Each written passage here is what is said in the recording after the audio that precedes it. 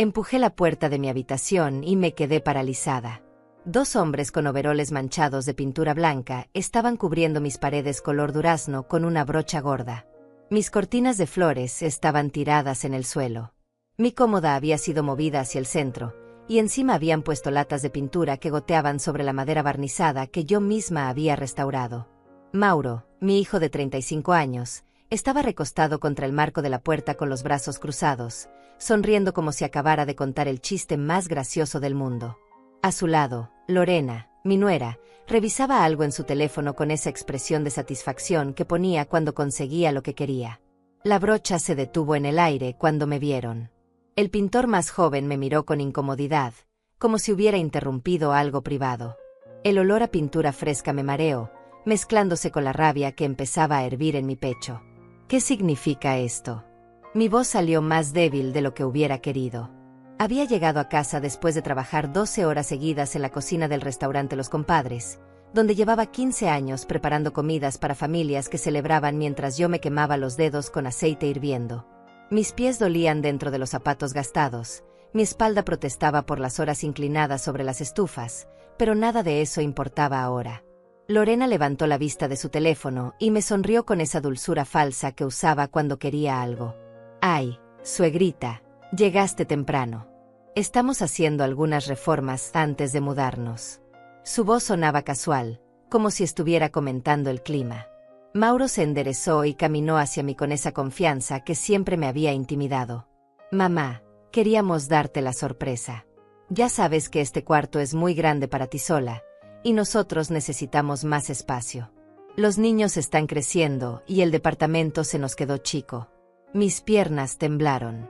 20 años trabajando en esa cocina infernal para ahorrar cada dólar que me permitiera comprar esta casa. 20 años respirando humo de parrilla, soportando regaños de clientes malhumorados, limpiando grasa hasta altas horas.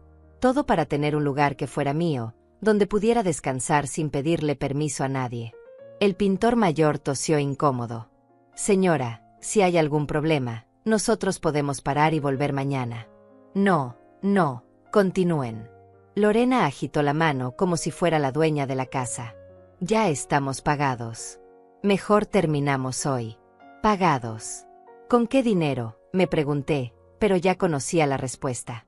Con el dinero que yo les había prestado el mes pasado cuando Mauro perdió el trabajo en la fábrica. Con el dinero que había sacado de mis ahorros porque mi nuera me rogó entre lágrimas que los ayudara con la renta. Mauro se acercó más y puso su mano en mi hombro con esa familiaridad que ya no me consolaba. «Mamá, no te pongas así. Es solo pintura. Además, ya hablamos con un arquitecto. Podemos dividir la casa en 2 partes. Tú tendrías tu espacio y nosotros el nuestro. Como una gran familia unida». Una gran familia unida. Las palabras me sonaron huecas, como el eco en una habitación vacía. Miré mis cortinas arrugadas en el piso, las que había cosido yo misma con tela que compré en el mercado después de 3 semanas de ahorrar propinas. Miré la mancha de pintura que crecía en mi cómoda, la que había encontrado en una venta de garaje y había lijado y barnizado durante 2 fines de semana completos. «¿Y quién decidió esto?», pregunté, mi voz empezando a recuperar fuerza. «¿Cuándo se sentaron a planear el futuro de mi casa sin consultarme?». Lorena suspiró con exageración y guardó su teléfono. «Suegrita, no sea dramática. Es que usted siempre se pone difícil cuando queremos hacer algo bonito. Mire nada más este color tan feo que tenía.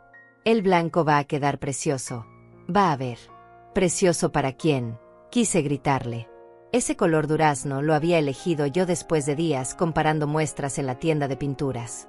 Me recordaba a los atardeceres que veía desde la ventana de mi antigua habitación alquilada, cuando soñaba con tener paredes propias que pudiera pintar del color que se me antojara. Los pintores siguieron trabajando, fingiendo no escuchar nuestra discusión, pero sentía sus miradas incómodas cada vez que alzábamos la voz. El más joven tenía manchas de pintura hasta en el cabello, y me imaginé cuánto les estarían pagando por este trabajo de última hora. Mauro se paseó por la habitación como un inspector revisando su propiedad. «Mamá, mire, así va a quedar todo más luminoso. Y cuando pongamos nuestros muebles, va a ver qué cambio tan grande». Ya Lorena vio unos juegos de cuarto preciosos en liquidación. Sus muebles. En mi habitación. En el espacio que yo había llenado con mis propias cosas, cada una con su historia, cada una comprada con el sudor de mis manos arrugadas por los detergentes de la cocina comercial. Lorena se acercó al tocador donde yo tenía mis perfumes baratos y mis cremas para las manos resecas. Ay, y todo este desorden lo podemos organizar mejor. Usted no necesita tantas cosas, suegrita. Con la edad hay que ir simplificando la vida. Simplificar mi vida. Como si mis pequeños tesoros fueran basura que estorbaba en sus planes. Como si mis 67 años me hubieran convertido en una inquilina molesta en mi propia casa. Sentí que algo se rompía dentro de mí. No era solo la pintura fresca cubriendo mis paredes queridas, ni los muebles movidos sin mi permiso. Era la forma tan natural con que habían decidido mi futuro, como si yo fuera un mueble viejo que había que acomodar en el rincón menos visible. Y fue así que todo empezó a desmoronarse. Pero déjenme contarles cómo llegué hasta aquí, para que entiendan por qué esa tarde, viendo a esos extraños pintar mi santuario, supe que había llegado el momento de defenderme. Aunque eso significara perder a la única familia que me quedaba. Me llamo Fátima Godínez y tengo 67 años. Durante los últimos 15 años, he trabajado en la cocina del restaurante Los Compadres, un lugar donde las familias van a celebrar cumpleaños, aniversarios y graduaciones mientras yo sudo detrás de las estufas preparando sus platillos favoritos. Llego a las 5 de la mañana para preparar el caldo de pollo que se cocina durante horas, y me voy a las 7 de la noche con el uniforme empapado de grasa y el cabello oliendo a cebolla frita. Antes de Los Compadres, trabajé en otros 3 restaurantes. Siempre en la cocina, siempre invisible para los clientes que disfrutaban de mis guisos sin saber quién los preparaba. Mis manos están marcadas por pequeñas cicatrices de sartenes calientes y cuchillos que resbalaron cuando la prisa me ganaba durante las horas pico. Mis uñas, que una vez mantuve pintadas de rosa, ahora las mantengo cortas y sin esmalte porque es más higiénico para manejar alimentos. Enviudé hace 12 años. Roberto murió de un infarto mientras veía televisión un domingo por la tarde. Un hombre bueno que trabajó toda su vida en una fábrica de muebles y me dejó más recuerdos bonitos que dinero en el banco. Después de su funeral, me quedé en el departamento que rentábamos desde que nos casamos, pagando $550 mensuales a un casero que subía la renta cada año sin mejorar nada del lugar. Mauro era diferente cuando era niño. Un muchacho tímido que me abrazaba cuando llegaba cansada del trabajo y me ayudaba a doblar la ropa limpia mientras me contaba de su día en la escuela. Pero algo cambió cuando conoció a Lorena. Ella llegó a su vida como un huracán, llena de planes grandes y sueños costosos. Hablaba de viajes a Europa, de carros nuevos, de casas en barrios elegantes donde las personas importantes vivían. Al principio pensé que era bueno que mi hijo tuviera una mujer ambiciosa a su lado. Roberto siempre había sido conformista, feliz con poco, y yo temía que Mauro hubiera heredado esa misma tranquilidad que a veces se confundía con falta de ambición. Pero pronto descubrí que los sueños de Lorena venían con un precio que otros tenían que pagar. Cuando se casaron, yo les presté $1000 para la fiesta. Dinero que había ahorrado centavo a centavo, guardándolo en una lata de galletas porque no confiaba en los bancos. Me prometieron devolverlo en 6 meses. Eso fue hace 8 años. Cuando les nació el primer niño, me pidieron otros $800 para los gastos del hospital. Cuando llegó el segundo, necesitaron 1200 para comprar una cuna y un cochecito usado. Cada vez había una emergencia. Cada vez había una promesa de devolverme el dinero pronto. Nunca les reclamé. Una madre no le cobra intereses al hijo, me decía a mí misma. Pero en el fondo sabía que mi generosidad se había convertido en su comodidad. Era más fácil pedirle a mamá que buscar trabajos extras o vivir con menos lujos. Trabajar en restaurante te enseña a ser fuerte. Cuando el chef te grita porque un platillo tardó 2 minutos extra, cuando los meseros te echan la culpa porque un cliente se quejó de la temperatura de la sopa, cuando tus pies hinchados suplican un descanso pero quedan 5 horas de turno, aprendes que nadie va a defenderte si tú no te defiendes primero. También aprendes el valor del dinero. Cada dólar que me pagaban representaba media hora de estar parada frente a una plancha caliente, o de lavar ollas enormes con agua tan caliente que me enrojecía las manos hasta los codos. Por eso guardaba todo lo que podía. $10 de las propinas de fin de semana, $20 cuando trabajaba horas extra los días festivos, $50 cuando el restaurante tenía una celebración especial y nos pagaban bonos. Vivía con lo mínimo. Ropa de segunda mano, comida sencilla que cocinaba en casa, entretenimiento limitado a los programas gratuitos de televisión. Los domingos, mi único día libre, caminaba por el mercado de pulgas buscando cosas útiles y baratas. Fue ahí donde encontré mi cómoda por $30, la que ahora tenía manchas de pintura blanca encima. Después de la muerte de Roberto, la soledad se volvió mi compañera constante. Llegaba cansada del trabajo y no había nadie esperándome con un té caliente o preguntándome cómo había estado mi día. Los fines de semana se hacían eternos. Mauro me visitaba de vez en cuando, siempre acompañado de Lorena y los niños, pero sus visitas se sentían más como inspecciones. Revisaban mi refrigerador, comentaban sobre lo pequeño del departamento, sugerían que ya era hora de que pensara en mudarme a un lugar para personas mayores. Un lugar para personas mayores. Como si tener 67 años me hubiera convertido automáticamente en alguien incapaz de tomar mis propias decisiones. Como si trabajar 40 horas a la semana en una cocina comercial fuera algo que haría una persona frágil o senil. Lorena tenía una manera especial de hacerme sentir vieja y desactualizada. Hablaba de aplicaciones en el teléfono que yo no entendía, de lugares de moda donde había comido, de personas importantes que había conocido en el trabajo de Mauro. Siempre terminaba sus historias con una sonrisa condescendiente y una palmadita en mi mano. «Ay, suegrita, ¿usted qué va a saber de estas cosas modernas?» Pero yo sabía de cosas que ella no sabía. Sabía cómo hacer rendir un sueldo de $1,200 mensuales durante 30 días completos. Sabía cómo quitar manchas difíciles de la ropa y cómo reparar electrodomésticos descompuestos con paciencia e ingenio. Sabía cómo trabajar 12 horas seguidas sin quejarme y cómo ahorrar dinero incluso cuando parecía imposible. Durante años, mi sueño había sido tener una casa propia. No algo grande o lujoso, solo un lugar donde pudiera pintar las paredes del color que quisiera, donde pudiera plantar flores en el jardín, donde pudiera invitar a mis amigas del trabajo a tomar café sin pedirle permiso a ningún casero. Un lugar que fuera completamente mío, donde nadie pudiera decirme que subía la renta o que tenía que mudarme. Ese sueño se había vuelto más urgente después de que el nuevo dueño de mi edificio decidiera renovar todos los departamentos. Teníamos 3 meses para desocupar o aceptar un aumento de renta de $200 mensuales. Para mí, esos $200 representaban la diferencia entre vivir dignamente y contar cada moneda para llegar a fin de mes. Fue entonces cuando tomé la decisión que cambiaría todo. Durante 30 años había estado guardando dinero en secreto. No solo el dinero que Mauro y Lorena sabían que tenía, sino otro dinero. Dinero que había ahorrado moneda por moneda, billete por billete, escondido en lugares que nadie más conocía. Debajo del colchón había una bolsa de plástico con billetes de $20. Dentro de una lata de café vacía, en el fondo del armario, guardaba todas las propinas extras de los fines de semana. En el dobladillo de mi vestido de luto, el que usaba para ocasiones especiales, había cosido $500 en billetes de 50. Cuando conté todo, tenía $23,800. Una fortuna para alguien que ganaba $1,200 al mes. Dinero que representaba años de no comprarme zapatos nuevos, de cocinar en casa en lugar de pedir comida, de caminar en lugar de tomar el autobús cuando el clima lo permitía. Cada billete tenía una historia de sacrificio detrás. El día que decidí buscar casa fue un martes por la mañana. Había amanecido con una determinación extraña, como si algo dentro de mí hubiera despertado después de años de estar dormido. Me arreglé con mi mejor ropa, conté mi dinero una vez más, y salí a recorrer barrios donde las casas estuvieran dentro de mi presupuesto. La primera casa que vi estaba en un barrio tranquilo, a 40 minutos en autobús del restaurante.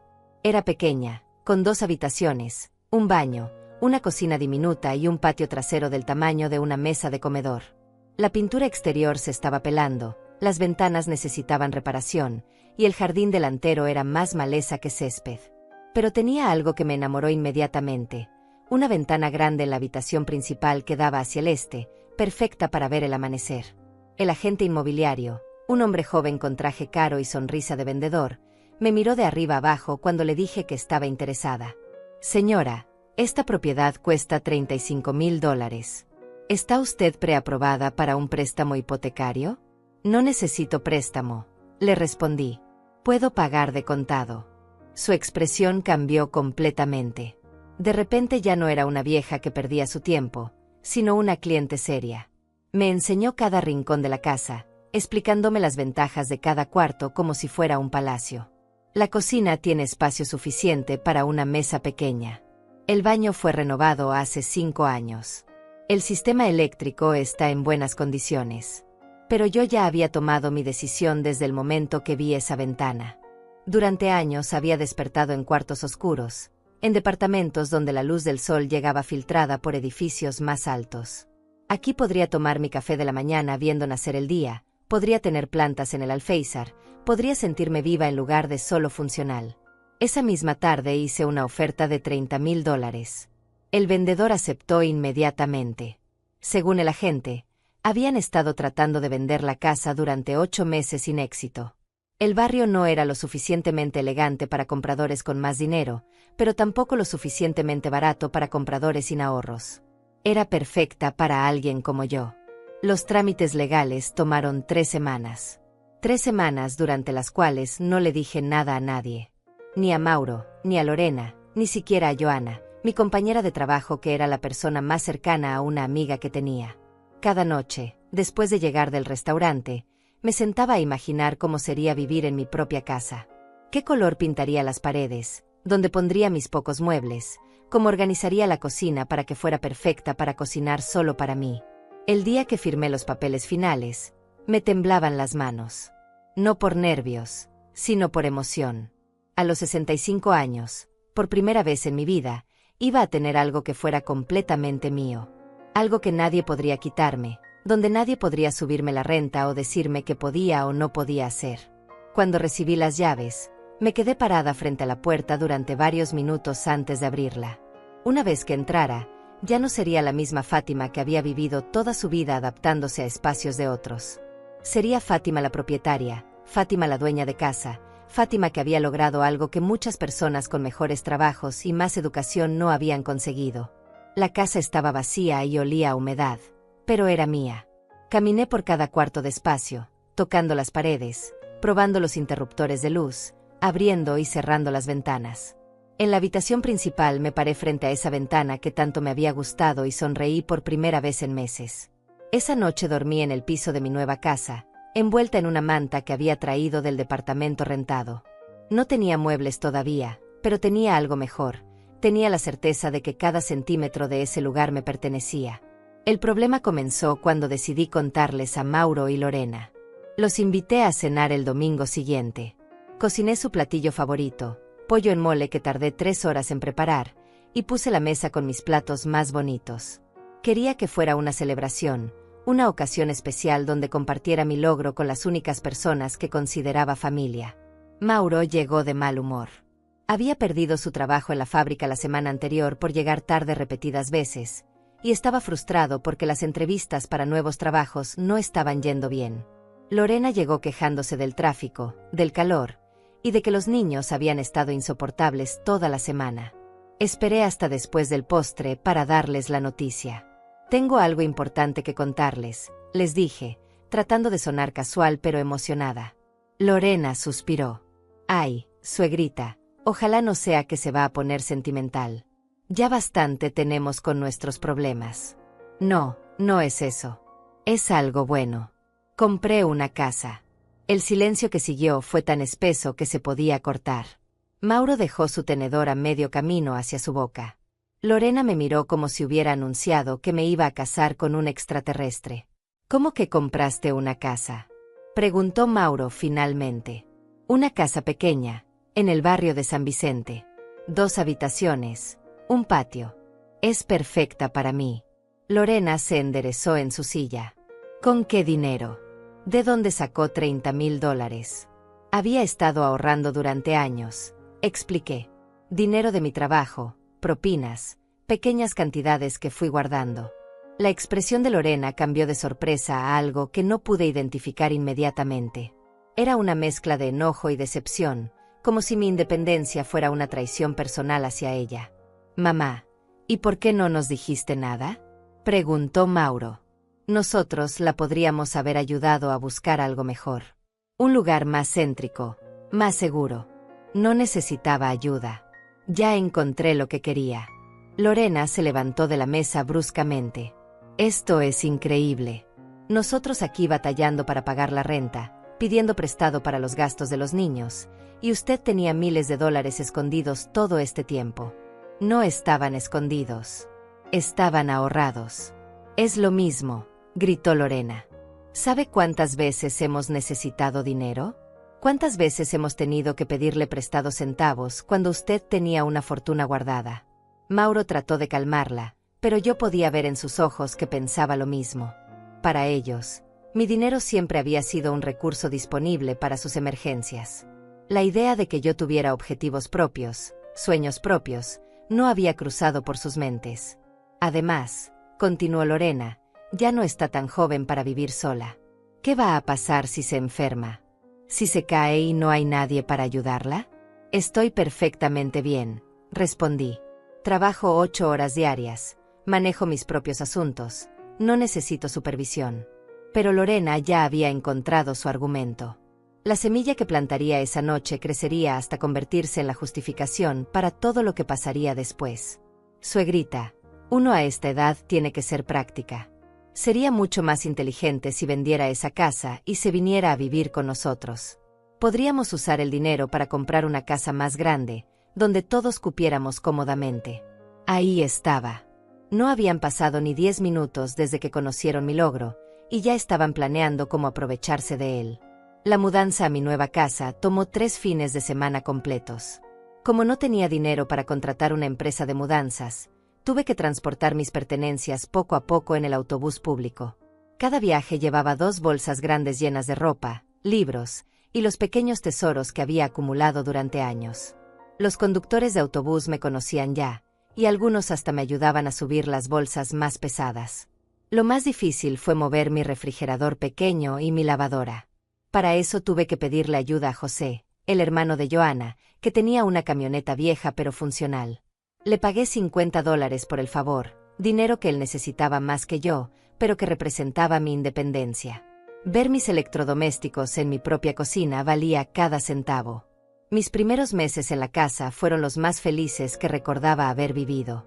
Despertaba cada mañana con el sol entrando por mi ventana favorita, y antes de levantarme me quedaba unos minutos disfrutando del silencio que era completamente mío. No había vecinos discutiendo al otro lado de paredes delgadas, no había pasos pesados en el piso de arriba, no había música fuerte a medianoche.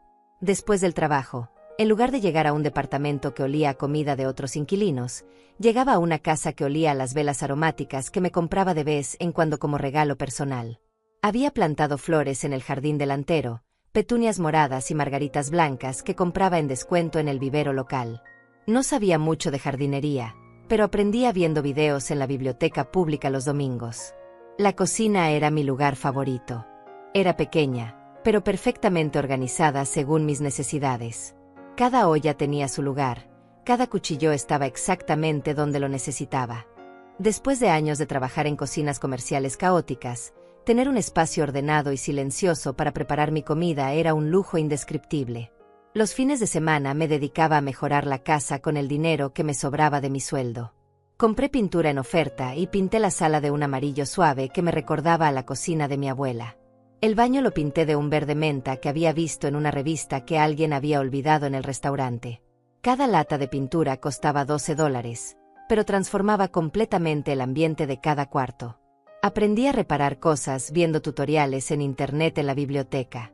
Cuando se descompuso la llave del lavabo, en lugar de llamar a un plomero que me hubiera cobrado $100, compré las piezas necesarias por $15 y lo arreglé yo misma. Cuando una de las ventanas no cerraba bien, lijé la madera hinchada y la ajusté hasta que funcionara perfectamente. Mauro y Lorena vinieron a visitarme 2 veces durante los primeros meses.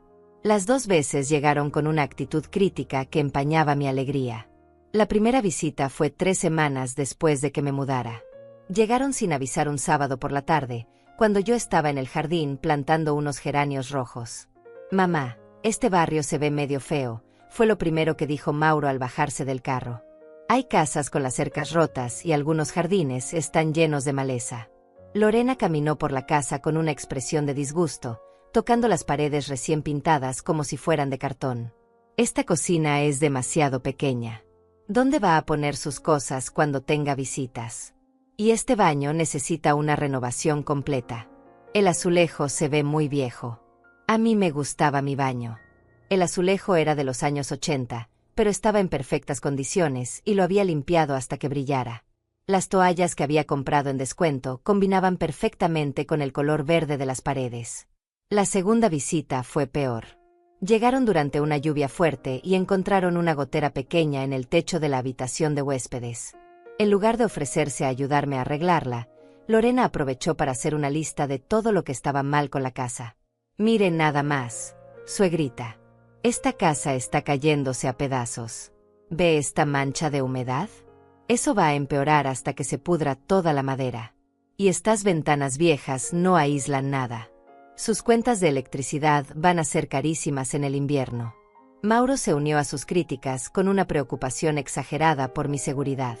Mamá, este barrio no es seguro para una mujer mayor viviendo sola.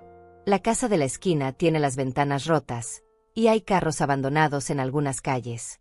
¿Qué va a hacer si se meten ladrones? Son las mismas preocupaciones que tendría en cualquier lugar, les respondí. Y aquí por lo menos soy dueña de mi espacio.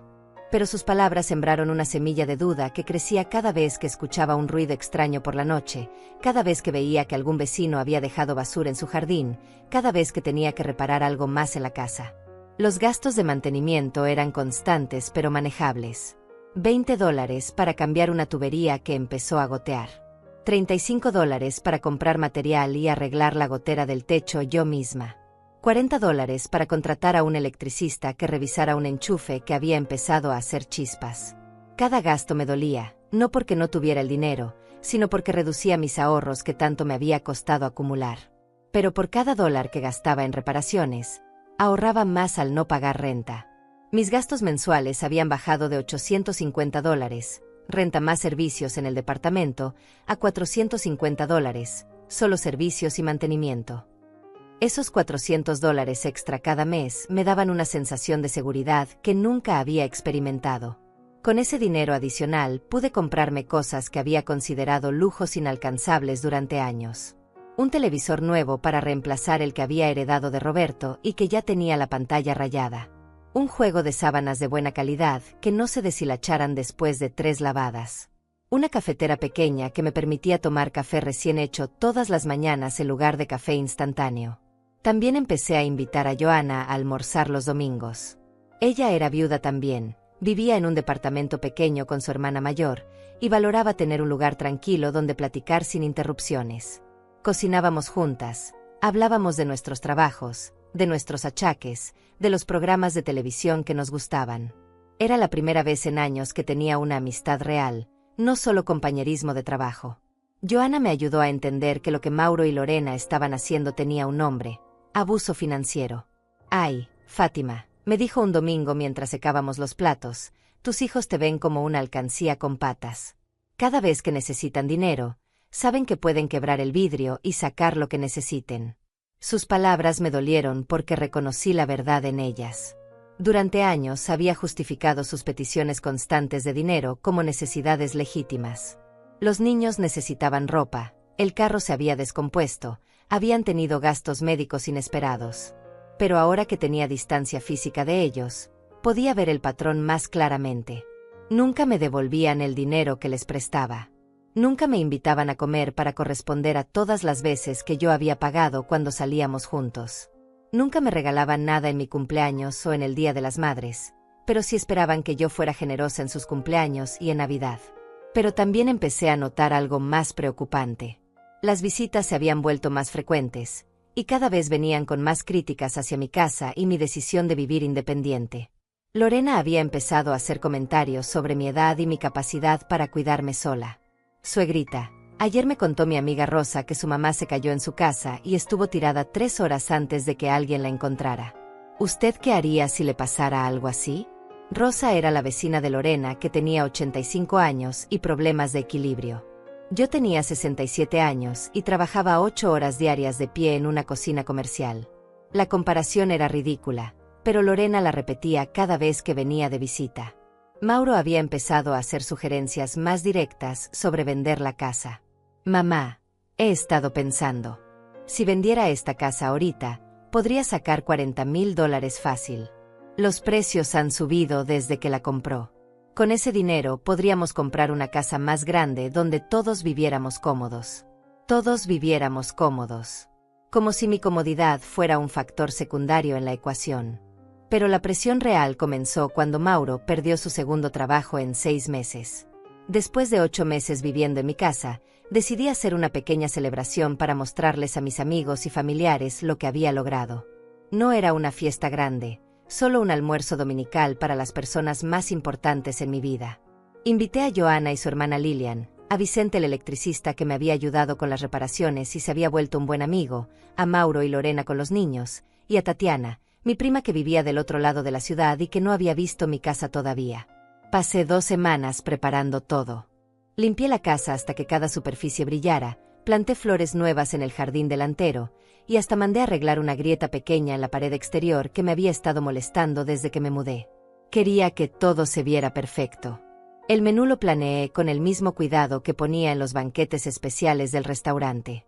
Mole rojo con pollo que empecé a preparar desde el sábado anterior, arroz con frijoles que cociné a fuego lento durante horas, tortillas hechas a mano que amasé esa misma mañana, y de postre, 3 leches que era mi especialidad. Gasté $120 en ingredientes, más de lo que gastaba en comida durante 2 semanas normales, pero valía la pena para esta ocasión especial. La mesa la puse con manteles blancos que había comprado en descuento, platos que combinaban aunque no fueran del mismo juego, y flores frescas del jardín en un florero que había encontrado en una venta de garaje. No era elegante como las mesas que Lorena fotografiaba en los restaurantes caros donde a veces iba con sus amigas, pero tenía algo que esas mesas nunca tendrían, era completamente mía. Johanna y Lilian llegaron primero, cargando una charola de empanadas que habían hecho como contribución. Vicente llegó con una botella de vino barato pero decente, y una bolsa pequeña que contenía unas macetas con hierbas aromáticas para mi jardín. Tatiana arribó media hora tarde pero con una sonrisa enorme y un abrazo que duró varios segundos. «Ay, prima, esta casa está preciosa», gritó Tatiana mientras caminaba de cuarto en cuarto admirando cada detalle. «No puedo creer que sea tuya. ¿Te acuerdas cuando éramos niñas y jugábamos a la casita debajo de la mesa de la abuela? Decías que cuando fueras grande ibas a tener una casa con jardín lleno de flores». Sí me acordaba. Había sido mi sueño desde los 8 años, cuando ayudaba a mi abuela a regar sus plantas y ella me prometía que algún día yo tendría mi propio jardín. Habían pasado casi 60 años, pero finalmente lo había logrado. La comida estuvo perfecta. El mole tenía el balance exacto de picante y dulce que había tardado años en perfeccionar. El arroz quedó suelto y sabroso. Las tortillas estaban calientes y suaves. Mis invitados comieron con el apetito de personas que apreciaban la buena comida casera, no como obligación social sino como verdadero placer. Vicente me felicitó por la sazón. «Fátima, este mole está mejor que el de mi mamá, y eso es decir mucho. No sé cómo le hace, pero cada vez que pruebo su comida me acuerdo de por qué decidí hacerme electricista en lugar de cocinero». Johanna levantó su copa de refresco para hacer un brindis. «Por Fátima, que nos demuestra que nunca es tarde para cumplir los sueños. Que nos enseña que una mujer fuerte puede lograr cualquier cosa que se proponga». Todos brindaron y aplaudieron. Me sentí tan orgullosa que se me llenaron los ojos de lágrimas. Era la primera vez en mi vida que alguien organizaba un reconocimiento público a mis logros.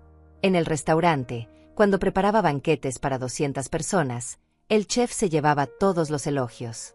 En mi matrimonio, Roberto era un buen hombre, pero no era de expresar admiración con palabras. Este momento de celebración era completamente nuevo para mí. Mauro y Lorena llegaron 1 hora tarde, cuando ya habíamos terminado el plato principal y estábamos sirviendo el postre. Llegaron con una disculpa rápida sobre el tráfico y se sentaron en las sillas que había guardado para ellos, pero su actitud fría contrastaba con el ambiente cálido que habíamos creado.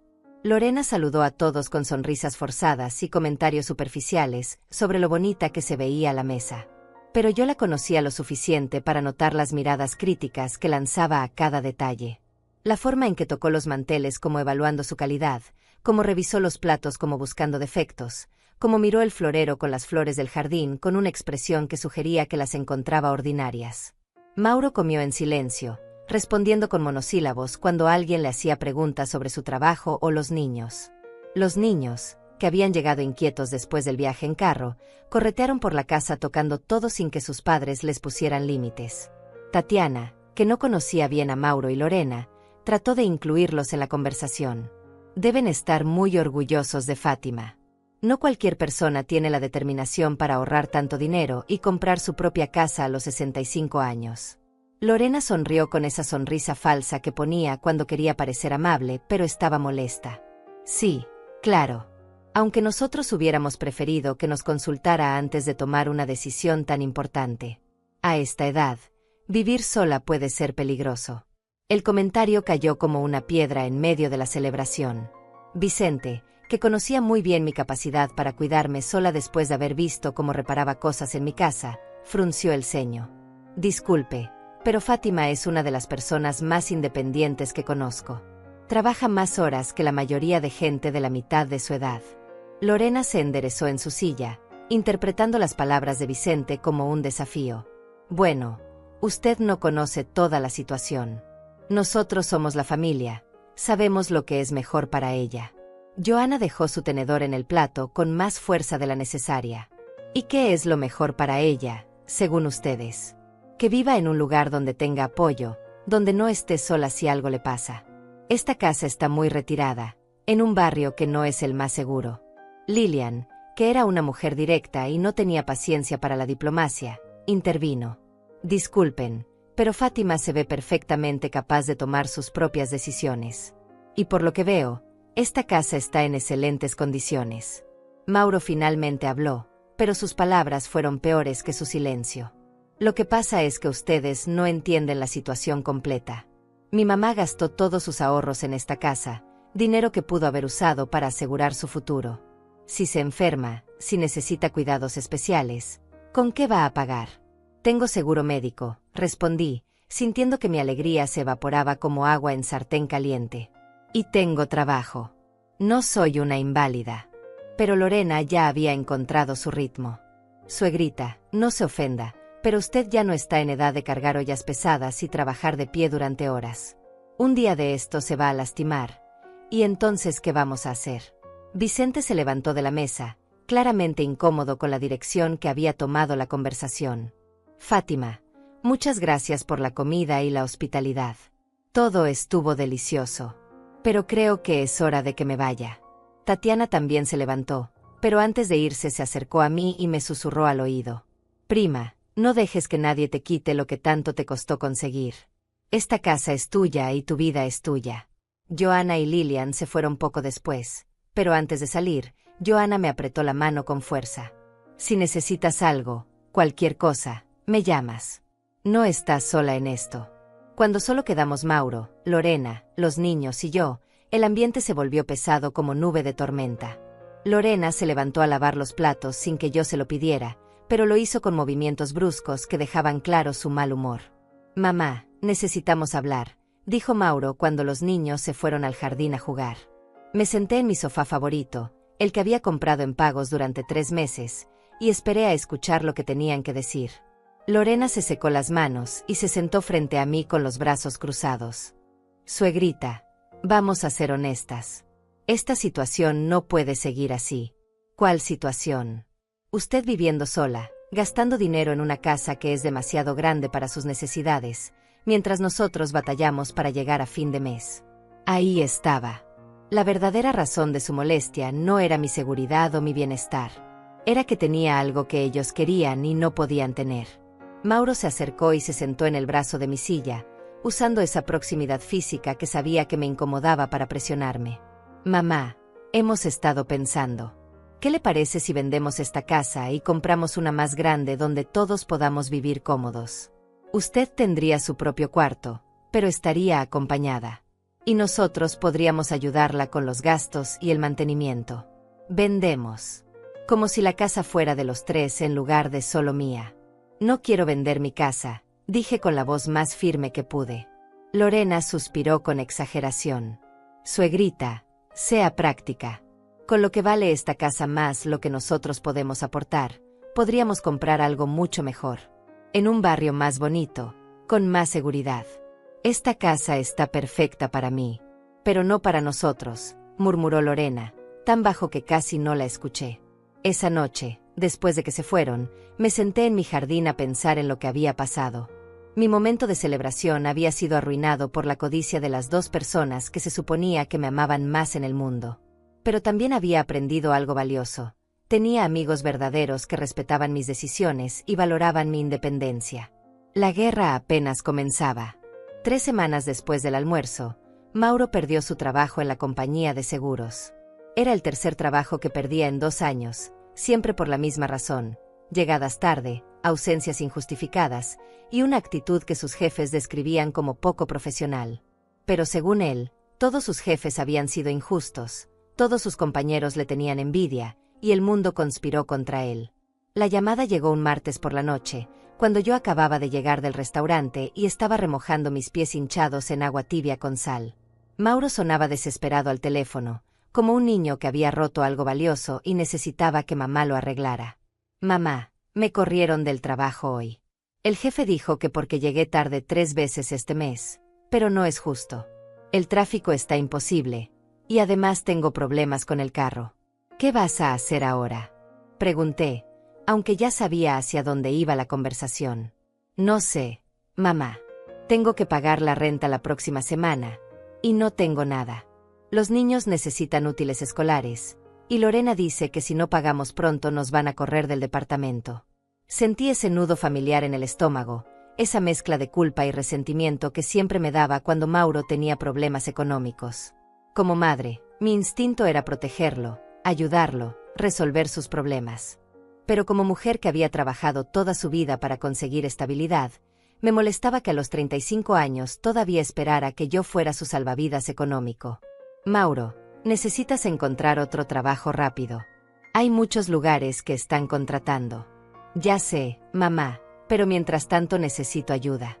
¿Me puede prestar para la renta? Son solo $800. Se los devuelvo en cuanto encuentre trabajo». $800. Casi 2 meses de mis gastos de mantenimiento de la casa. Dinero que yo había sudado durante una semana completa de trabajo en el restaurante, levantándome a las 5 de la mañana y llegando a casa a las 8 de la noche con las manos quemadas y la espalda adolorida. «Mauro, ya te he prestado mucho dinero este año. Necesitas aprender a manejar tus gastos. Mamá, por favor. Es una emergencia. ¿Qué quiere? ¿Que mis hijos se queden en la calle?». La manipulación emocional que siempre funcionaba. La culpa de abuela que no podía soportar la idea de que sus nietos sufrieran por los errores de sus padres. Pero esta vez, sentada en mi propia casa, rodeada de cosas que había comprado con mi esfuerzo, algo dentro de mí se rebeló. «Tus hijos no se van a quedar en la calle. Tú vas a encontrar la manera de resolver tu problema como adulto que eres».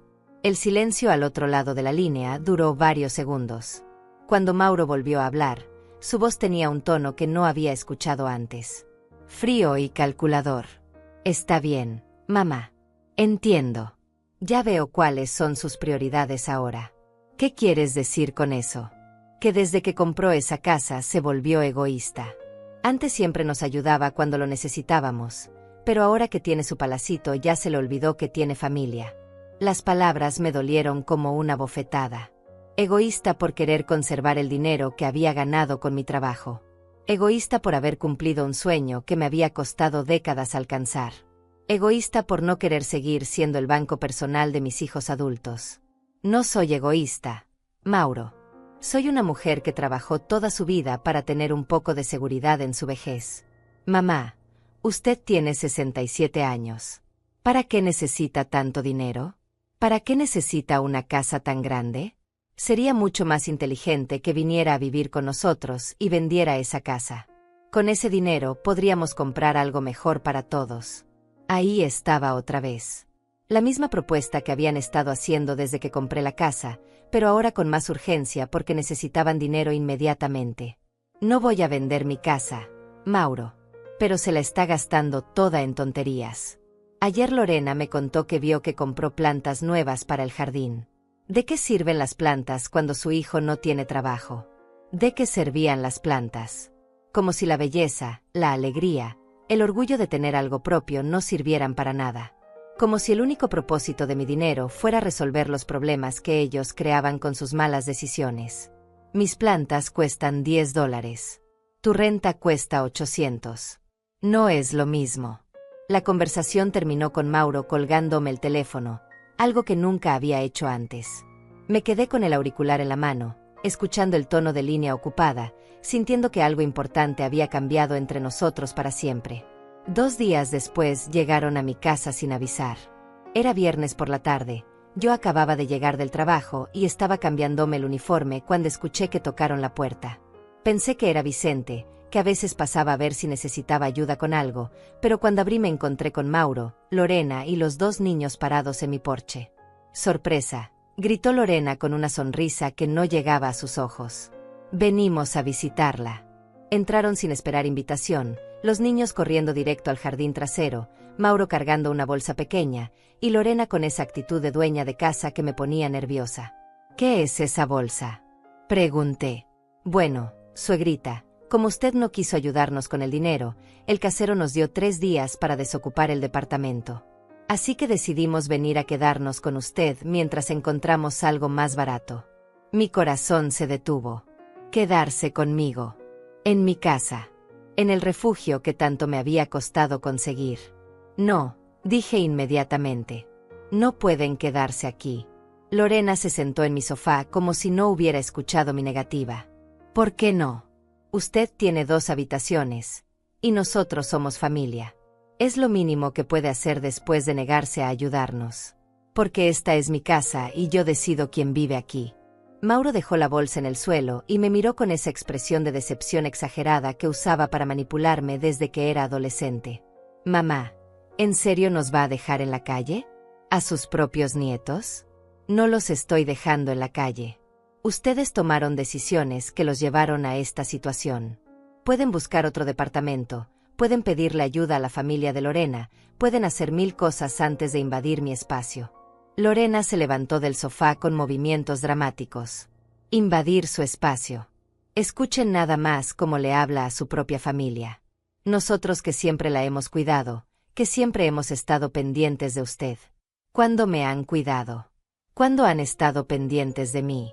Yo soy quien siempre los ha ayudado a ustedes. Ay, suegrita, no exagere. ¿No se acuerda cuando se enfermó de gripe el año pasado y Mauro fue a comprarle medicinas? Una vez. Una sola vez en 12 años de viudez, Mauro había ido a la farmacia por mí cuando tenía fiebre alta. Y lo recordaba porque había sido tan excepcional que me sorprendió. Eso no es suficiente para justificar que se apoderen de mi casa. Mauro se acercó a mí con esa sonrisa condescendiente que odiaba. Mamá, no sea dramática. No nos estamos apoderando de nada. Solo necesitamos un lugar donde quedarnos unas semanas mientras encontramos algo definitivo. Unas semanas que se convertirían en meses, y los meses en años. Lo sabía porque los conocía. Una vez que estuvieran instalados en mi casa, sería imposible sacarlos. Empezarían a hablar de dividir los gastos, de hacer modificaciones para acomodar a toda la familia, de lo conveniente que era para todos vivir juntos. La respuesta es no. No pueden quedarse aquí ni una noche. Lorena cambió su táctica de súplica a ataque directo. Está bien, suegrita. Ya entendimos cómo es usted en realidad. Pero no se olvide que cuando sea viejita y necesite que alguien la cuide, se va a acordar de este momento. ¿Me está amenazando? No la estoy amenazando. Le estoy diciendo la verdad. La familia es para ayudarse mutuamente, pero usted solo piensa en sí misma. Pensar en mí misma. Como si fuera un crimen después de 67 años de pensar primero en otros. Primero en mis padres, después en Roberto, después en Mauro, y ahora, finalmente, en mí. Se fueron esa noche, pero no antes de que Lorena hiciera una última observación que me heló la sangre. Suegrita, esta casa es demasiado grande para usted sola. Y el barrio no es seguro. Un día de estos va a necesitar que alguien la cuide, y ojalá tengamos corazón para hacerlo después de cómo nos está tratando. Esa noche no pude dormir. No por culpa, sino por miedo. Por primera vez desde que compré la casa, sentí que mi refugio estaba amenazado. Conocía a Mauro y Lorena lo suficiente para saber que no se rendirían fácilmente. Si no podían conseguir mi dinero con lágrimas, lo intentarían con presión. Si no podían convencerme con palabras, buscarían otras maneras. Me levanté varias veces para revisar que todas las puertas estuvieran cerradas con llave. La guerra había comenzado oficialmente. El primer indicio de que algo estaba mal fue el sonido de llaves en mi cerradura un sábado por la mañana. Yo estaba en la cocina preparando café cuando escuché el metálico tintineo que conocía tan bien, seguido del sonido familiar de mi puerta principal abriéndose. Pero era imposible. Yo tenía las únicas llaves de mi casa. Salí de la cocina con la taza de café en la mano, esperando encontrar a algún vecino con una emergencia o tal vez a Vicente que había venido a revisar algo. En lugar de eso, me encontré con Mauro parado en mi sala, sonriendo como si tuviera todo el derecho del mundo a estar ahí. Buenos días, mamá. Vine temprano para hablar con usted. ¿Cómo entraste? Mi voz salió más aguda de lo normal. Ah, eso. Lorena mandó hacer una copia de sus llaves la última vez que visitamos. Dijo que era por seguridad, en caso de que a usted le pasara algo y necesitáramos entrar. Me quedé paralizada, la taza de café temblando en mis manos. Habían violado mi privacidad de la manera más básica posible. Habían tomado mis llaves y mi permiso, habían hecho copias sin consultarme, y ahora entraban a mi casa como si fuera suya. Devuélveme esas llaves inmediatamente. Mauro se sentó en mi sofá, cruzó los brazos y me miró con esa expresión de paciencia exagerada que usaba cuando pensaba que estaba siendo irracional. Mamá, no se altere. Las llaves son por su propia seguridad. ¿Qué pasaría si se cayera y no pudiera llegar a la puerta? Si tuviera una emergencia médica, no necesito que nadie más tenga llaves de mi casa. Esta es mi propiedad privada. Bueno, sobre eso quería hablarle. Lorena y yo hemos estado pensando, y creemos que es hora de que hagamos algunos cambios aquí. ¿Qué tipo de cambios? Mauro se levantó y empezó a caminar por la sala como si estuviera inspeccionando una propiedad que pensaba comprar. Esta casa tiene mucho potencial, pero necesita modernizarse. La habitación de huéspedes podría convertirse en un cuarto para los niños. La sala es lo suficientemente grande para dividirla y hacer una zona de juegos. ¿Y su habitación? Bueno, es demasiado grande para una persona sola. Mi habitación. El santuario que había creado con tanto cuidado, con mis cortinas de flores, mis paredes color durazno, mi ventana perfecta para ver el amanecer. No van a tocar mi habitación. Mamá, sea razonable. Nosotros somos 4 personas y usted es una. Es lógico que el espacio se distribuya según las necesidades de cada familia. Cada familia. Como si él y yo fuéramos familias separadas con derechos iguales sobre mi propiedad. Esta conversación se terminó. Mauro, quiero que te vayas de mi casa ahora mismo. En lugar de levantarse, se recostó más cómodamente en el sofá. Mamá, no me voy a ir. Lorena y los niños vienen en una hora con algunas cosas. Ya decidimos que vamos a vivir aquí mientras buscamos algo más grande y adecuado para todos. Llamaré a la policía. Mauro se rió, pero no era una risa alegre. Era la risa de alguien que sabía algo que yo no sabía. ¿Y qué les va a decir? ¿Que su hijo vino a visitarla a su casa? Yo tengo llaves, tengo una relación familiar con usted, y no estoy haciendo nada ilegal. Entraste sin mi permiso. Tengo llaves. Eso implica permiso. Me di cuenta de que había planeado todo cuidadosamente. No era una decisión impulsiva motivada por la desesperación. Era una estrategia calculada para apoderarse de mi casa de una manera que fuera difícil de combatir legalmente. Cuando Lorena llegó con los niños y 3 maletas grandes, yo ya había llamado a la policía. Pero Mauro tenía razón, no había mucho que pudieran hacer. El oficial que vino, un hombre joven que parecía incómodo con toda la situación, me explicó que los conflictos familiares sobre propiedad eran complicados. Señora, entiendo su frustración, pero su hijo tiene llaves de la casa y dice que usted les dio permiso para quedarse.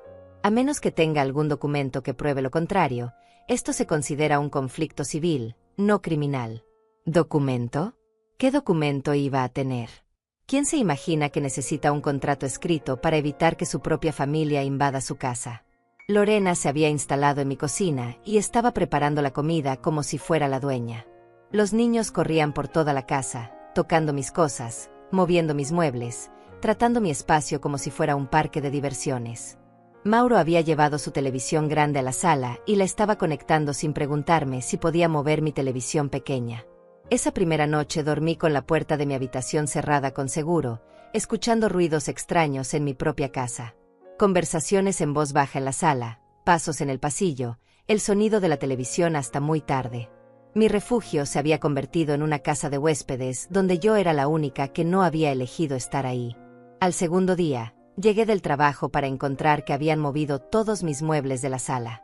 Mi sofá favorito estaba arrinconado contra la ventana, mi mesa de centro había sido reemplazada por una más grande que habían traído, y mis plantas habían sido movidas al patio trasero para hacer más espacio.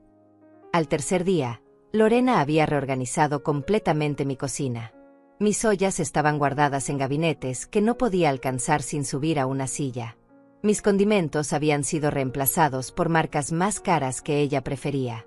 Mi cafetera había desaparecido, sustituida por una máquina de espresso complicada que no sabía usar. Al cuarto día, encontré pintores en mi habitación. Cuando llegué y vi a esos hombres cubriendo mis paredes color durazno con pintura blanca, algo se rompió dentro de mí definitivamente. No era solo la pintura.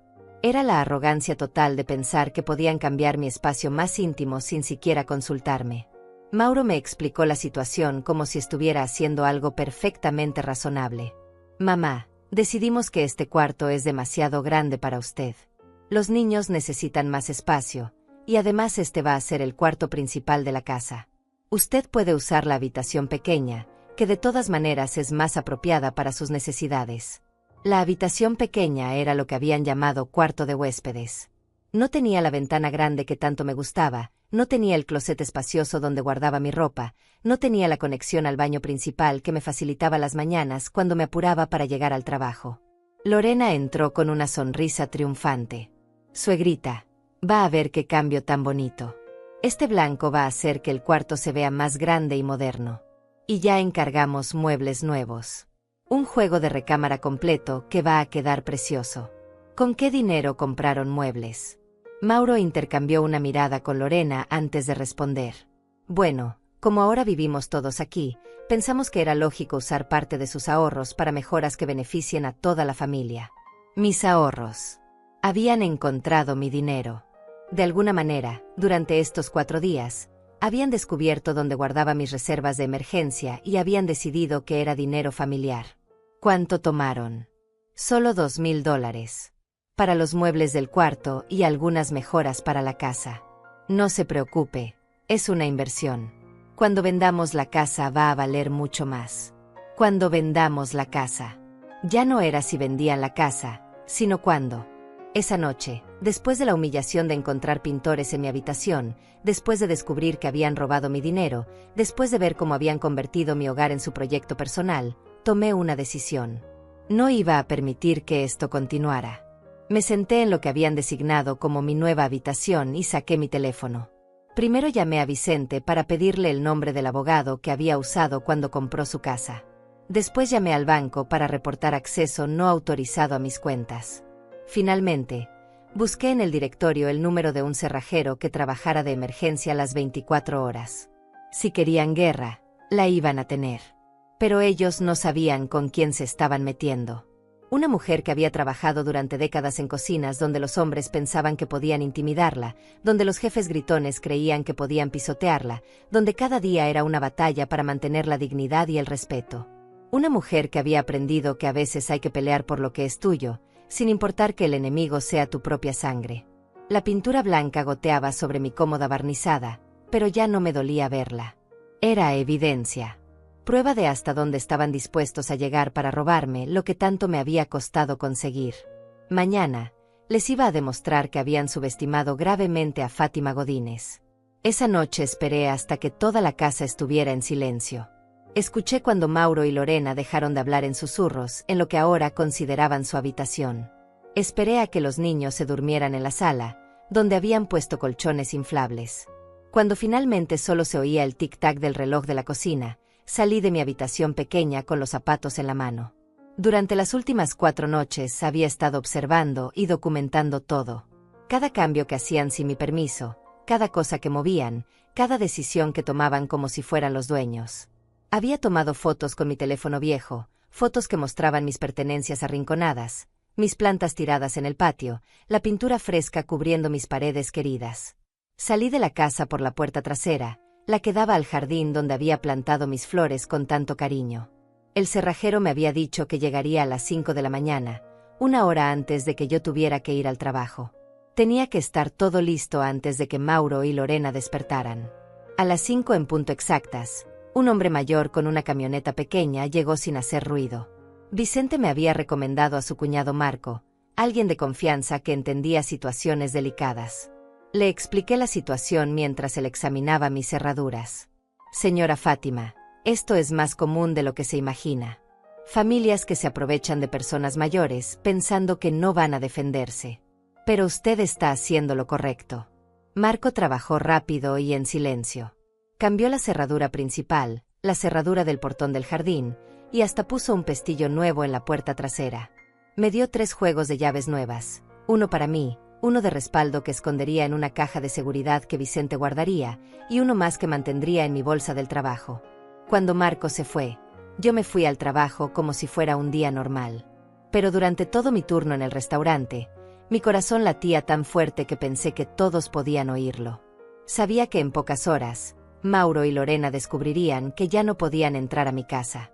El momento llegó a las 2 de la tarde. Estaba preparando verduras para la comida cuando mi teléfono empezó a sonar. No. Dejé que sonara hasta que se cortó. Volvió a sonar inmediatamente. Esta vez Lorena. Tampoco contesté. Los mensajes de texto empezaron a llegar uno tras otro. Mamá, ¿por qué cambiaste las cerraduras? Suegrita, esto es ridículo. Abra la puerta. Mamá, tenemos todas nuestras cosas adentro. Los niños necesitan sus juguetes. Esto es secuestro de menores. Vamos a llamar a la policía. El chef notó que estaba distraída y me preguntó si me sentía bien. Le dije que tenía algunos problemas familiares, pero que podía seguir trabajando. Necesitaba mantener mi rutina normal, demostrar que seguía siendo la misma Fátima responsable y trabajadora de siempre. A las 3:30 llegó un mensaje que me hizo sonreír por primera vez en días. La policía dice que como es su casa, usted puede cambiar las cerraduras cuando quiera. Perfecto. Todo estaba saliendo según mi plan.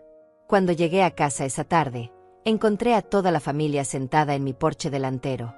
Los niños jugaban con unas tabletas electrónicas. Mauro caminaba de un lado a otro hablando por teléfono, y Lorena me miraba con una rabia que podría haber incendiado mi jardín. Mamá, abra esa puerta inmediatamente, gritó Mauro en cuanto me vio. No. ¿Cómo que no? Nuestras cosas están ahí adentro. Sus cosas no deberían estar ahí adentro.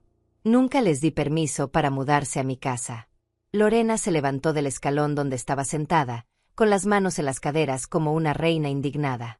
Suegrita, esto ya se le pasó de ridícula. Somos familia. No puede dejarnos en la calle. No los estoy dejando en la calle. Los estoy sacando de mi casa, que es diferente. Mauro se acercó a mí con esa actitud intimidante que había perfeccionado durante años. Mamá, usted está haciendo algo muy grave. Estamos hablando de sus nietos. ¿De verdad los va a dejar sin casa? Sus nietos tienen padres que deben proveerles casa. Yo no soy responsable de las malas decisiones que ustedes toman. Por primera vez desde que los conocía, Mauro y Lorena se quedaron sin palabras. Durante años habían usado la chantaje emocional para conseguir lo que querían de mí, pero ahora se daban cuenta de que esa táctica había perdido su poder. Vicente llegó en su camioneta justo en el momento perfecto. Había hablado con él esa mañana y le había pedido que viniera para darme apoyo moral, pero también para ser testigo de todo lo que pasara. Buenas tardes, Fátima. ¿Todo bien por aquí? Su presencia cambió inmediatamente la dinámica. Mauro y Lorena no podían actuar como los dueños de la situación cuando había un testigo externo observando. Lorena trató de ganar simpatía con Vicente. Ay, don Vicente, ojalá pueda hablar con mi suegra. Está actuando muy raro desde que compró esta casa. Nos sacó de la casa sin avisarnos, y ahora no quiere abrirnos la puerta. Vicente me miró con una pequeña sonrisa. Señora Fátima, ¿estos jóvenes tenían algún contrato de renta con usted? No. Nunca les di permiso para vivir aquí. Entonces no veo el problema. Esta es su propiedad y usted decide quién vive aquí. Mauro se estaba poniendo cada vez más desesperado.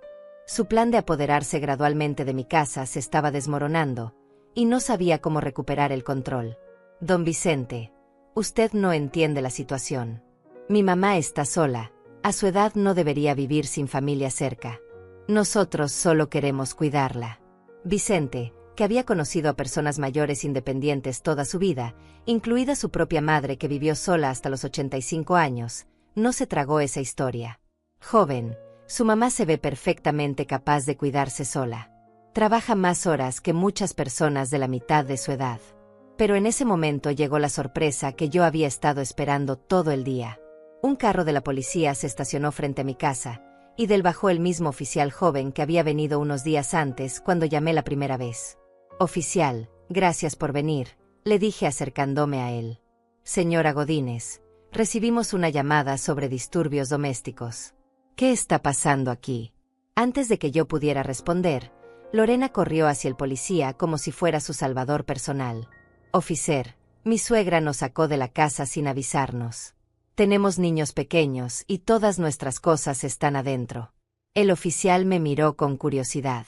Señora, ¿es cierto que estas personas estaban viviendo en su casa? Sí, pero sin mi permiso. Hicieron copias de mis llaves sin consultarme, se mudaron sin mi autorización, y empezaron a hacer cambios en mi propiedad sin mi consentimiento. El oficial sacó su libreta y empezó a anotar. ¿Hay algún contrato de renta? ¿Algún acuerdo por escrito? No hay ningún contrato porque nunca les di permiso para vivir aquí. Mauro intervino con voz desesperada. Oficial, ella es mi mamá. No puede echarnos así. Es inhumano. El oficial, que había visto casos similares antes, suspiró con paciencia. Señor, el hecho de que sea su mamá no le da derechos automáticos sobre su propiedad. Si ella es la dueña legal de la casa y no hay ningún contrato de renta, ella puede decidir quién vive ahí. Pero nuestras cosas están adentro, insistió Lorena. Sus cosas pueden recogerlas bajo supervisión, le expliqué al oficial. No tengo problema con eso. Solo no quiero que vuelvan a entrar a vivir. El oficial asintió. Eso me parece razonable. Señora Godínez, ¿estaría dispuesta a dejarlos entrar a recoger sus pertenencias si yo superviso? Por supuesto. Y fue así como, una hora después, vi cómo sacaban de mi casa todas las cosas que habían traído para apoderarse de mi espacio. Los muebles nuevos que habían comprado con mi dinero, la televisión grande, las maletas con ropa, los juguetes de los niños. Todo salió por la misma puerta por donde había entrado sin mi permiso. Cuando terminaron, Lorena me miró con una mezcla de odio y desesperación. Suegrita, usted se va a arrepentir de esto. Cuando sea viejita y esté sola, se va a acordar de cómo nos trató. Ya soy viejita, Lorena, y prefiero estar sola que mal acompañada. Mauro hizo un último intento de manipulación emocional. Mamá, ¿de verdad va a elegir una casa sobre su familia? No estoy eligiendo una casa sobre mi familia. Estoy eligiendo mi dignidad sobre el abuso. Se fueron esa noche, pero yo sabía que esto no había terminado. Conocía a Mauro y Lorena lo suficiente para saber que buscarían otra manera de conseguir lo que querían. No me equivoqué. La venganza llegaría por la mañana.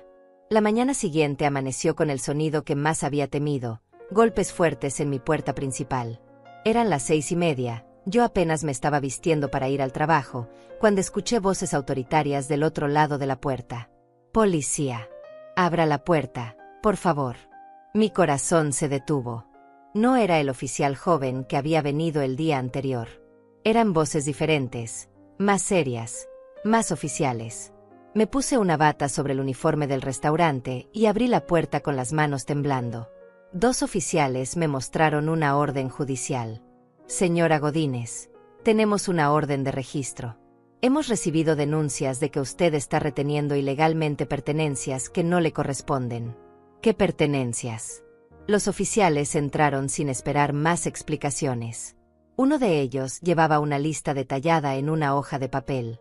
Según la denuncia, usted tiene en su poder muebles, dinero en efectivo y documentos importantes que pertenecen a Mauro Godínez y Lorena Díaz. Detrás de los policías entraron Mauro y Lorena, ambos con expresiones de triunfo mal disimulado.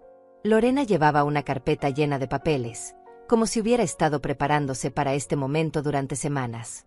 Oficial, le expliqué ayer a su compañero que ellos se mudaron a mi casa sin mi permiso. Yo no tengo nada que les pertenezca. Mauro se acercó al oficial principal con una actitud de víctima convincente. Oficial, mi mamá está confundida. Ella nos pidió que viniéramos a vivir con ella porque se sentía sola y tenía miedo de vivir sola.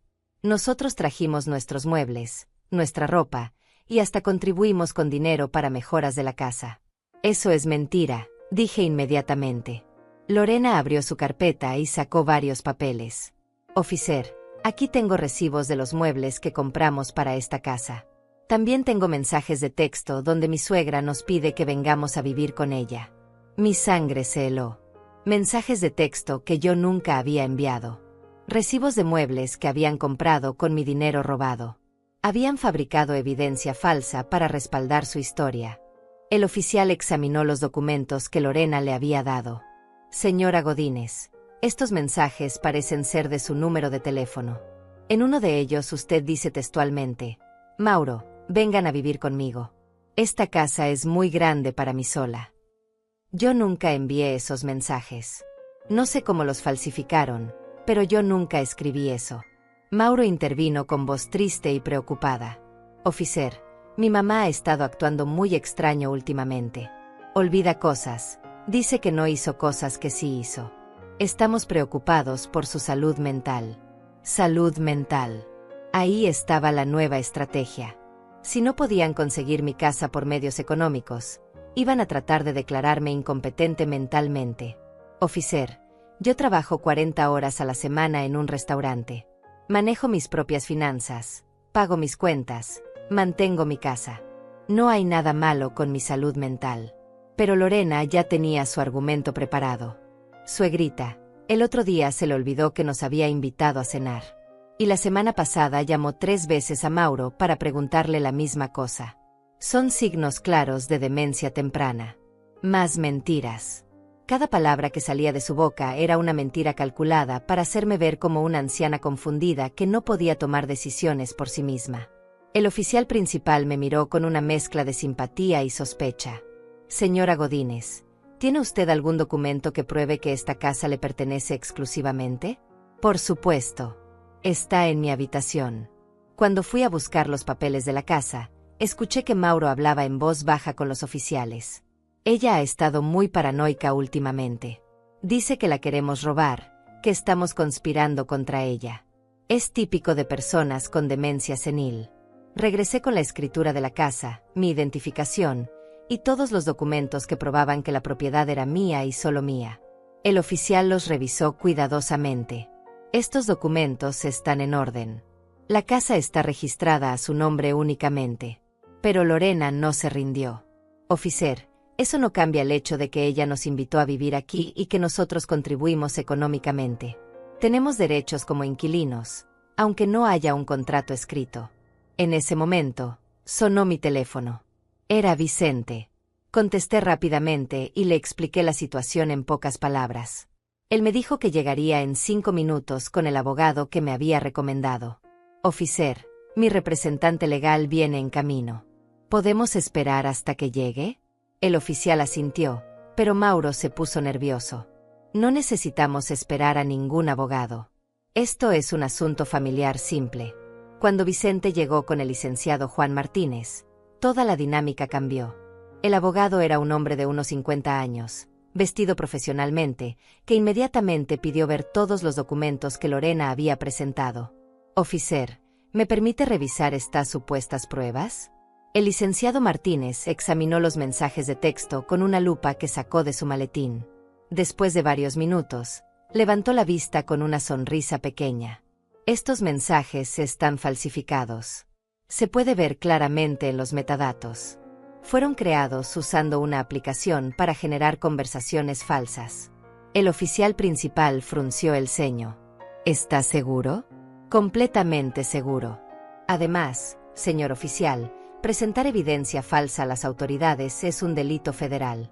Estas personas podrían enfrentar cargos por obstrucción de la justicia. Lorena palideció inmediatamente. Yo no sabía que alguien más debe haber. No termine esa oración, le advirtió el abogado. Todo lo que diga puede ser usado en su contra. Mauro trató una última táctica desesperada. Oficial, Sin importar lo que digan estos papeles, mi mamá necesita ayuda. No puede vivir sola a su edad. El licenciado Martínez se dirigió directamente a Mauro con voz firme. Joven, su madre es una adulta competente que tiene derecho a tomar sus propias decisiones sobre dónde y cómo vivir. El hecho de que a usted no le gusten esas decisiones no le da derecho a fabricar evidencia falsa o a invadir su propiedad. El oficial principal cerró su libreta y se dirigió a Mauro y Lorena. Basándome en lo que he visto aquí, ustedes no tienen derechos legales sobre esta propiedad. Los mensajes de texto están falsificados, no hay contrato de renta válido, y la señora Godínez es claramente competente para tomar sus propias decisiones. Pero, oficial, protestó Lorena. Señora, si continúan acosando a la señora Godínez o intentan entrar a su propiedad sin permiso, enfrentarán cargos por allanamiento de morada. ¿Quedó claro? Mauro y Lorena salieron de mi casa esa mañana derrotados y humillados. Pero antes de irse, Mauro me miró con una frialdad que nunca había visto en sus ojos. Mamá, usted ganó esta batalla. Pero se quedó sola. Completamente sola. Sus palabras estaban diseñadas para herirme, para hacerme sentir culpable por haber elegido mi dignidad sobre su manipulación. Pero por primera vez en mi vida, la soledad no me daba miedo. No estoy sola, Mauro. Tengo amigos verdaderos, trabajo que me satisface, y una casa que es completamente mía. Tengo mi autorrespeto, que casi pierdo por complacerlos a ustedes. Después de que se fueron, el licenciado Martínez me ayudó a entender mis opciones legales. Podía presentar cargos contra ellos por los mensajes falsificados, por el dinero que habían tomado de mis ahorros, y por invasión de propiedad. Decidí no hacerlo, pero le pedí que preparara una orden de restricción que les impidiera acercarse a mi casa. Esa tarde, cuando llegué del trabajo, encontré mi casa exactamente como la había dejado. En silencio. En paz. Completamente mía. Me senté en mi jardín con una taza de café, viendo las flores que había plantado con mis propias manos, respirando el aire de mi propio espacio. Por primera vez en meses, no tenía miedo de que alguien entrara sin permiso, no tenía que escuchar críticas sobre mis decisiones, no tenía que justificar mis gastos o mis sueños. Joana vino a visitarme esa noche. Se sentó conmigo en el jardín y me preguntó cómo me sentía. Libre, le respondí. Por primera vez en mi vida, me siento completamente libre. Aprendí algo importante en estos meses de batalla. A veces elegir tu propia felicidad significa decepcionar a las personas que amas. A veces defender tu dignidad significa cortar lazos con familia que te ve como un recurso en lugar de como una persona. A veces la soledad elegida es mejor que la compañía tóxica. Sigo trabajando en el restaurante, sigo cuidando mi jardín, sigo viviendo en mi casa pequeña pero perfecta. Mauro y Lorena no han vuelto a contactarme. Y está bien así. Tal vez algún día, cuando aprendan a respetarme como la persona independiente que soy, podamos reconstruir una relación. Pero será en mis términos, no en los suyos. Mientras tanto, tengo 67 años, una casa propia, amigas verdaderas, y la paz que viene de saber que nadie puede quitarme lo que tanto me costó conseguir. A veces el silencio es la justicia más poderosa de todas.